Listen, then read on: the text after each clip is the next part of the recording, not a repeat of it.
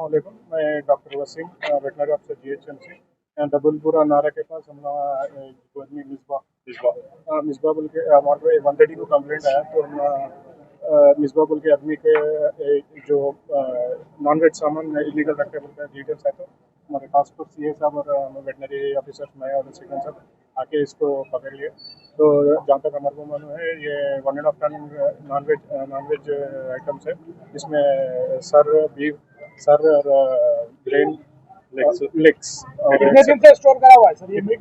Around 2 days, 2 to 3 days। क्या क्या है सर क्वांटिटी? Quantity 1.5 ton. ये शॉप है सर, गोडाउन है? जब 2-3 दिन से घर करा हुआ है तो सीज घर करने का रीजन क्या है? घर 2-3 दिन से अगर स्टोर करे हुए हैं तो सीज करने का रीजन क्या है? खराब क्या है वो चीज करना। Okay sir.